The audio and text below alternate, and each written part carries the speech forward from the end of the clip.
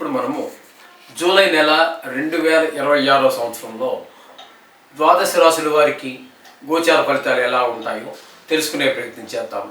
కుంభరాశి వారికి జూలై నెల 2026 సంవత్సరంలో గోచార ఫలితాలు ఏ విధంగా ఉంటాయో సశాస్త్రీయమైన పద్ధతిలో తెలుసుకునే ప్రయత్నం చేద్దాము. ఇక్కడ జన్మంలోనే రాహువు ఉండటం వల్ల వారికి మంచి ఆలోచన కానీ మంచి నడవడిక కానీ ఏర్పడదు. ఎక్కువగా చెడు వైపుకి మనసు లాగుతూ ఉంటుంది.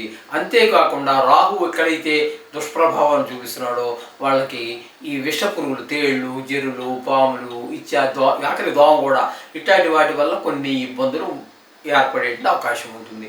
ఇక ద్వితీయ స్థానంలో శని భగవాన్ యొక్క సంచారం, దీన్ని ఏమంటారు అంటే ఏలినాటి శని అంటారు. ఇక్కడ రెండవ స్థానంలో ఉన్నాడు కాబట్టి, కుంభానికి రెండవ స్థానంలో ఉన్నాడు కాబట్టి వీళ్ళకి ఇచ్చేటటువంటి దుష్ప్రభావం ఎలా ఉంటుందంటే ధనానికి ఇబ్బంది పడాల్సిన పరిస్థితి తీసుకొస్తాడు. మాటలో కఠినత్వం ఉంటుంది, తద్వారా అవతల వాళ్ళు బాధపడుతూ ఉంటారు. అలాగే కుటుంబంలో ఎవరికి కూడా ఆహ్లాదకరమైనటువంటి సంతోషకరమైనటువంటి ఆ పరిస్థితులు ఏమీ ఉండవు. అలాగే నేత్ర సంబంధ వ్యాధులు ఉన్న వారికి అది కొంచెం మరింత ఎక్కువ బాధ పెట్టేటువంటి అవకాశం కూడా ఏర్పడుతూ ఉంటుంది. ఈ రెండవ స్థానంలో శనిగ్రహ సంచారం వలన ఈ విధమైన ఫలితాలన్నీ శని భగవానుడు ఇస్తూ ఉన్నాడు అక్కడ మనకి, వీళ్ళకి ఎవరికి కుంభరాశి వారికి. అలాగే నాలుగవ స్థానంలో కుజుని యొక్క సంచారం జరుగుతోందండి. ఇది కూడా మంచిది కాదు, సుఖస్థానమైంది కాబట్టి ఆ సుఖస్థానంలో కుజగ్రహము యోగించజాలడు. తద్వారా తల్లిగారి విషయంలో ఆవిడ ఆశీర్వచనాలు మనకు దొరకకపోవటము, విద్య విషయంలో, గృహ విషయంలో, భూమి విషయంలో, అలాగే వాహనాల విషయంలో, స్వభావ విషయంలో అంతా చెడుగానే ఉంటుంది. ముఖ్యంగా ఈ రియల్ ఎస్టేట్ వ్యాపారం చేసేవారికి, ఈ వాహనాలు కొత్తవి కానీ షోరూమ్ పెట్టుకున్న వారికి, అలాగే పాత వెహికల్స్ కొని దాన్ని రిపేర్ చేసి అమ్ముకునే వాళ్ళకి అనుకూలమైన కాలం కాదు. అలాగే పంచమ స్థానంలో రవి యొక్క సంచారం 16 రోజులు జరుగుతోంది. ఇది బాలుల మీద అంటే సంతానం మీద కొంచెం చెడు ప్రభావం చూపిస్తూ ఉంటుంది. ఆ 16 తర్వాత 6వ స్థానంలో సంచారం చేస్తూ ఉంటారు నెలాఖరు వరకు. ఆ 6వ స్థానంలో సంచారం, రవి సంచారం మంచి ఫలితాలు, శరీర ఆరోగ్యాన్ని ఇస్తాడు, రుణం ఉంటే తీర్చేస్తాడు, రుణం కావాలంటే పుడుతుంది. ఈ విధమైనటువంటి మంచి పనులన్నీ రవి భగవానుడు పాక్షికంగా అనుకూలుడు. బుధుడు తీసుకున్నట్టయితే పంచమ స్థానంలో ఒక 11 రోజుల పాటు 2 సార్లుగా 11 రోజుల పాటు ఉంటాడు. అవి సంతానం మీద దుష్ప్రభావాలను చూపిస్తాయి. ఆయన బుధుడు 6వ స్థానంలో ఒక 8వ తారీఖు నుంచి 28వ తారీఖు వరకు అనుకోండి. అక్కడ మీకు ఏమవుతుంది, ఇంచుమించుగా ఒక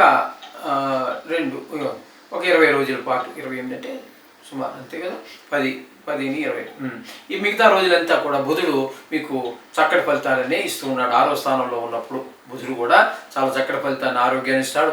డబ్బులకు లోటు లేకుండా రుణం కావాలంటే దొరుకుతుంది, రుణం ఇవ్వాలనే ఇవ్వగలుగుతారు. ఈ విధమైనటువంటి పరిస్థితి అంతా బుధుడి వల్ల కలుగుతూ ఉంటుంది.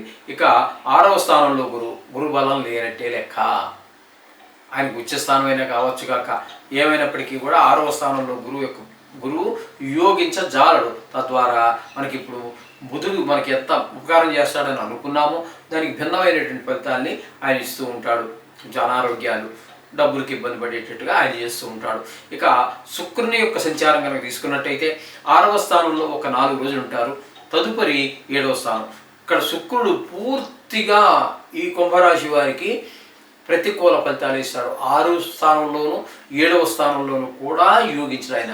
భార్యాభర్తల మధ్యన గొడవలు, ఏకాభిప్రాయం లేక జాయింట్ వ్యాపారస్తుల మధ్యన కొంచెం చికాకులు, 6వ స్థానంలో ఉన్నప్పుడు కొంచెం అనారోగ్యాలు, ఇట్లాంటివన్నీ ఆ శుక్రుడు వల్ల కలుగుతూ ఉంటాయి.